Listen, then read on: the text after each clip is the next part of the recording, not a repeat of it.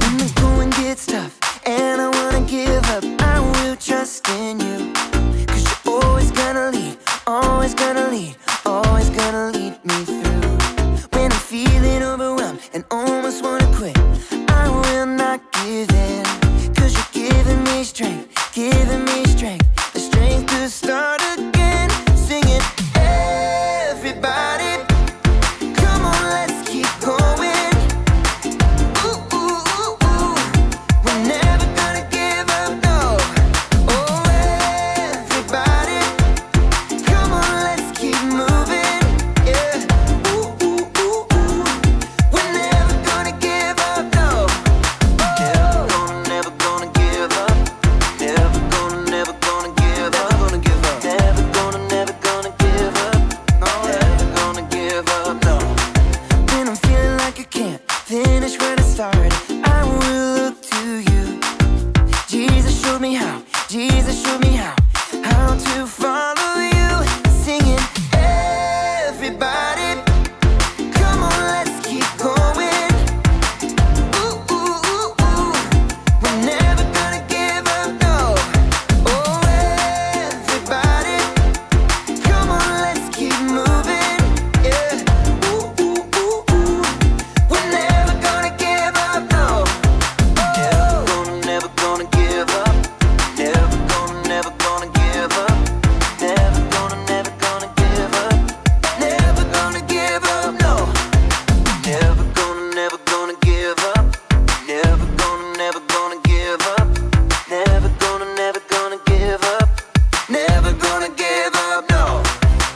Everybody, come on, let's keep going. Ooh, ooh, ooh, ooh. We're never gonna give up, no. Oh, everybody, come on, let's keep moving. Yeah. Ooh, ooh, ooh, ooh. We're never gonna give up, no. Never gonna give up. Never gonna give up. Never gonna give up. Never gonna give up. Never gonna give up, no. Never gonna give up. Never gonna give up. Never gonna give up. Never gonna give up, no. Welcome to Story Lab. This week we're talking about grit while we take a look at the story of someone whose life went from bad to good fast enough to make your head spin. Oh, and there's this. Here goes.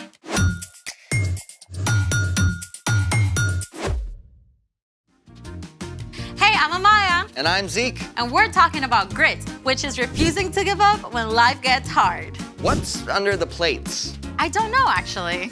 How do you not know? Well, today's story includes a mysterious dream with food. So, mystery food challenge. Oh, this is great. Those plates could be filled with all sorts of awesome, weird flavored gummies.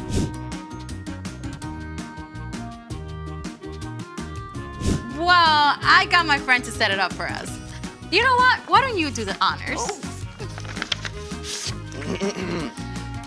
Mystery vegetable challenge. The Mystery Vegetable Challenge. Oh, I have a bad feeling about this, all the way from my taste buds down to my stomach. Oh, come on. Vegetables can be tasty. Only with ranch dressing. Oh, do we get ranch? I don't know. Let me see. Okay, it says here that we each pick a dish, then we see who can finish eating whatever vegetable they get. I don't know. Come on, you can totally do this. Grit, remember? Can I cook mine with bacon? Just pick. Fine. Here goes.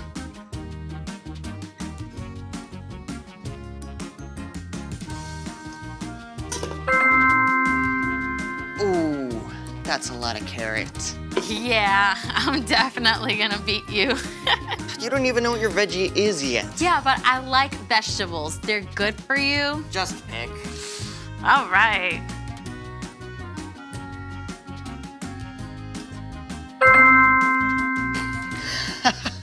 Yum. Yum. Oh, this is great. Let's go. You like vegetables, right? Yeah. On your marks. get set, go!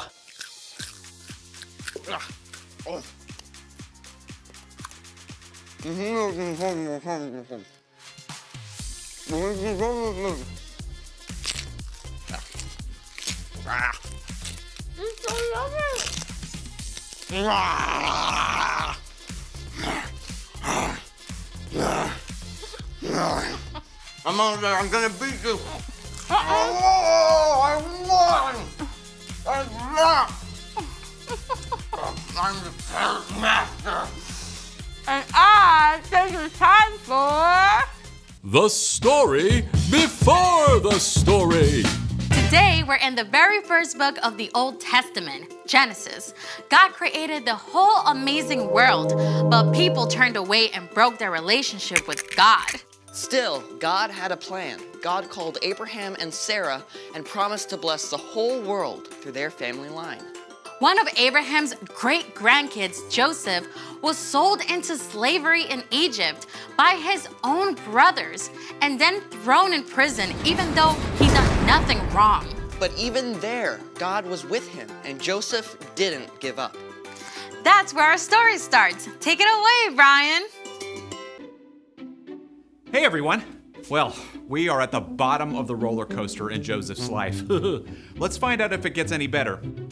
During his time in prison, Joseph had interpreted the dream of Pharaoh's drink taster and asked the man to put in a good word for him, remember? But the drink taster forgot until 2 years later when Pharaoh called his advisors together. I had 2 dreams last night. Who can tell me what they mean? No one could help Pharaoh until the drink taster, finally remembered Joseph. Pharaoh called for Joseph at once. Now, it must have been a serious shock to be pulled out of prison after so many years and marched straight into the palace. I've heard you can tell what dreams mean. Oh, I can't do it. But God will give the answer. I saw 7 fat cows come out of the river, but then 7 thin, ugly cows came up after and ate the fat cows. After that, I dreamed about 7 full heads of grain on a stem. 7 weak, thin heads grew up after them and swallowed up the 7 good heads. God has shown you what will happen. 7 good years with plenty of food are coming, but then 7 years without enough food will follow.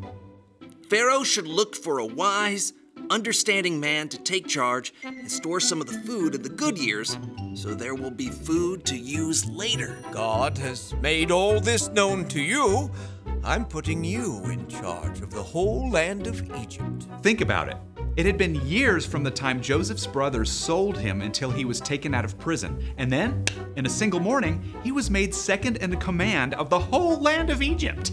Joseph traveled all over Egypt and helped to store up grain during the 7 plentiful years. And when the years of hunger began, Pharaoh sent everyone to Joseph to buy food. Now, the famine spread far beyond Egypt. It even reached into Canaan, where Joseph's father Jacob and Joseph's brothers lived. And they soon became desperate for something to eat. I've heard there's grain in Egypt. Go buy some for us so we won't die.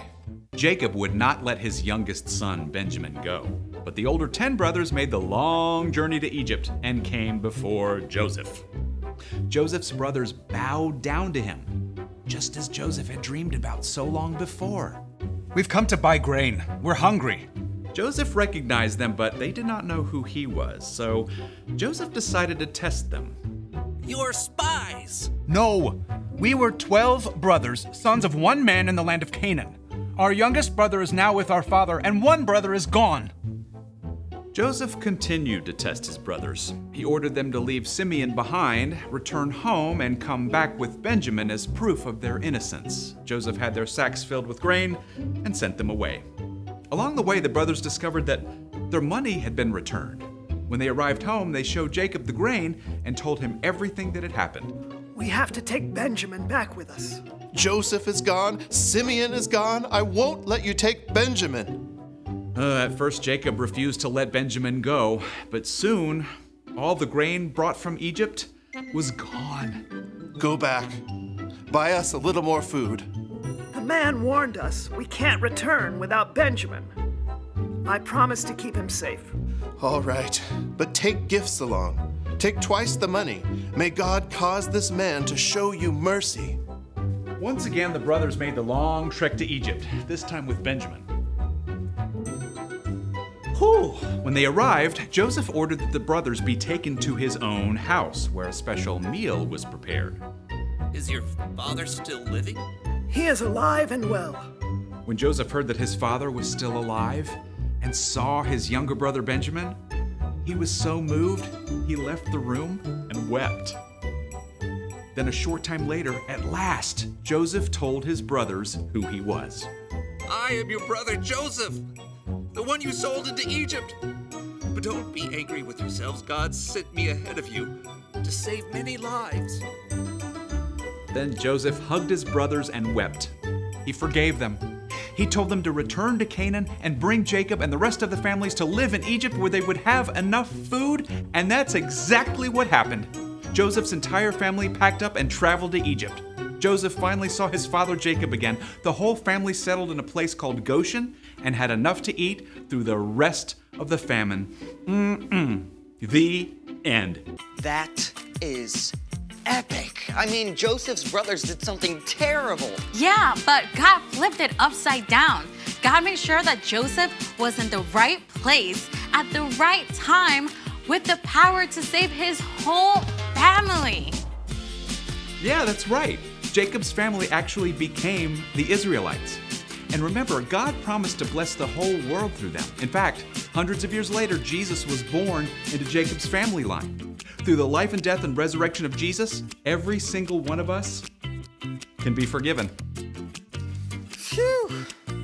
So, what's our part in the story? Well, Joseph held on through some difficult times, right?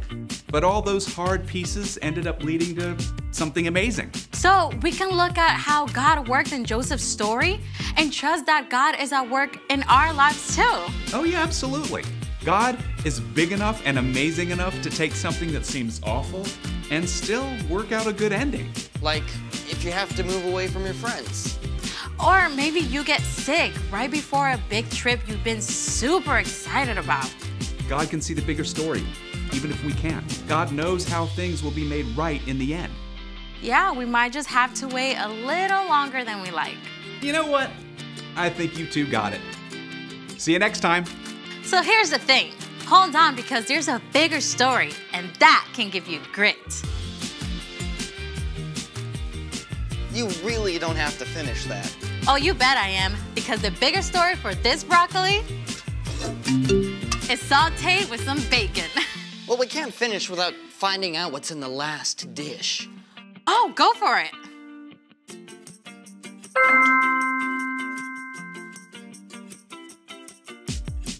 Seriously? Don't worry. I got this. Watch this. Impressive. Thanks for joining us in the Story Lab. See you next time.